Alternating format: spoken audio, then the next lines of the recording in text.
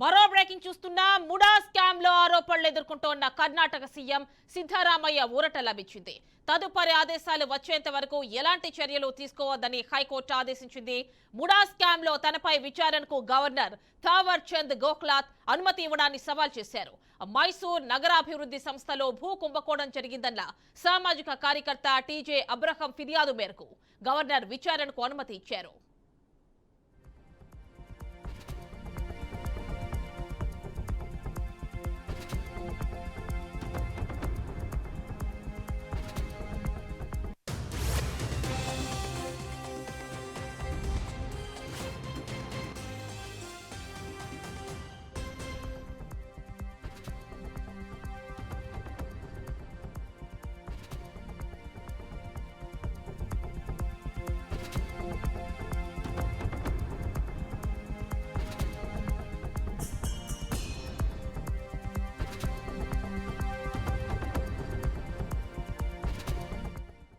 ఇక ఈ అంశానికి సంబంధించి పూర్తి డీటెయిల్స్ మా అవుట్పుట్ ఎడిటర్ రాము అందిస్తారు.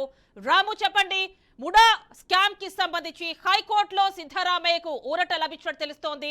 తదుపరి ఆదేశాలు వచ్చేంత వరకు ఎలాంటి చర్యలకు ఉపక్రమించొద్దని కూడా ఆదేశించినట్టు తెలుస్తోంది.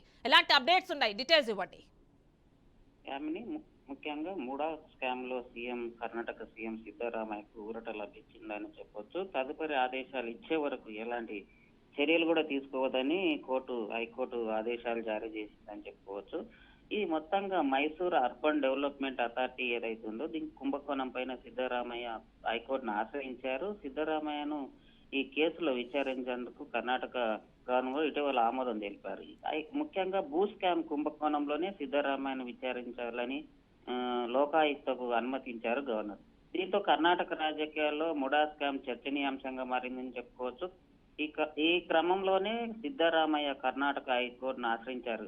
తనపై గవర్నర్ విచారణకు అనుమతి ఇవ్వడాన్ని సవాల్ చేశారని కూడా చెప్పవచ్చు. ఈ మేరకే గవర్నర్ ఆదేశాలను సవాల్ చేస్తూ ఆయన పిటిషన్ దాఖలు చేశారని దీనిపైన విచారణ చేపట్టిన హైకోర్టు మొత్తానికి గవర్నర్ సంబంధించిన విషయంలో కానీ స్కామ్ విషయంలో కానీ మొత్తానికి హైకోర్టు అంటే ఆదేశాలు ఇచ్చే వరకు మీరు సిద్ధరామయ్యకు సంబంధించిన ఎట్లాంటి చర్యలకు పాల్పడవద్దు అని హైకోర్టు ఆదేశాలు జారీ చేసిందని చెప్పుకోవచ్చు.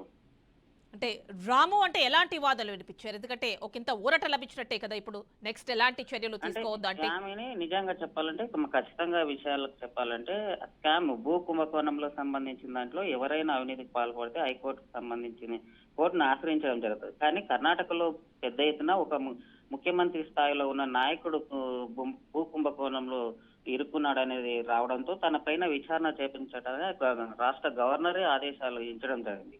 ఈ నేపథ్యంలోనే కాంగ్రెస్ పార్టీ భారీ ఎత్తున అంటే అక్కడ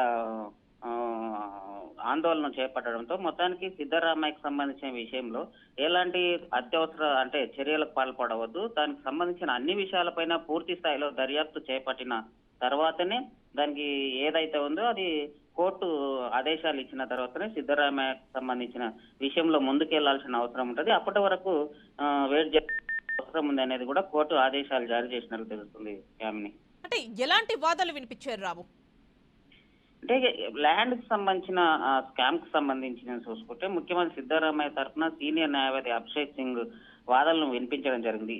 ఇది ఇలా ఉంటే గతంలో గవర్నర్ అనుమతితో విచారణ ఎదుర్కొంటున్న పలువురు సామాజిక కార్యకర్తలు టీజే అబ్రహాం, మైసూర్కు చెందిన స్నేహ సాయి కృష్ణ, బెంగళూరుకు చెందిన ప్రదీప్ కుమార్ ఈ అంశంపై ప్రాసిక్యూట్ అనుమతిని కోరారు. జూలై అబ్రహాం అనుమతి కోరగా కొద్దిసేపటికి గవర్నర్ ముఖ్యమంత్రి షోకాజ్ నోటీసులు జారీ చేశారనేది కూడా ఆ చర్చకు సంబంధించిన జరిగింది. సిద్ధరామయ్య ఇక్కడ ల్యాండ్ స్కామ్ లో సిద్ధరామయ్య భార్య పార్వతికి చెందిన కేసరి గ్రామంలోనే 3.16 ఎకరాల భూమిపై వివాదం నెలకొంది. ఈ భూమిని లేఅవుట్ గా మార్చి అభివృద్ధి కోసం ముడా స్వాధీనం చేసుకుందనే చెప్పొచ్చు. పార్వతికి సంబంధించి 2022లో విజయనగరంలో 14 ప్రీమియం భూమిను పరిహారం కింద కేటాయించారు. ముడా స్వాధీనం చేసుకున్న ఈ స్థలంలోని పోలిస్తే ఆమెకు కేటాయించిన భూములకు సంబంధించి ఏవైతున్నాయో ఎక్కువ ఉందని బీజేపీ ఆరోపించింది.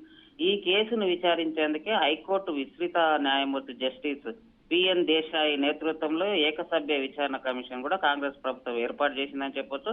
మొత్తానికి ఈ విషయంలో సిద్ధరామయ్యకి ఏదైతే ఉందో సిద్ధరామయ్య కేసుకు సంబంధించింది ఏదో కొంత ఊరట హైకోర్టు ద్వారా ఊరట లభించిందని చెప్పొచ్చు. దీని నేపథ్యంలోనే కాంగ్రెస్ పార్టీకి సంబంధించిన కార్యకర్తలు అసలు అవినీతికి సంబంధించింది అంటే ఖచ్చితంగా ఏదైనా అంటే అది పరిశీలన చేయాల్సినది. కాబట్టి కోర్టు అనుమతి వచ్చిన తర్వాతనే సిద్ధరామయ్య పైన ఎలాంటి చర్యలు తీసుకోవాలి ఏందనేది ఉంది. Yamini. Right Ramu, thank you.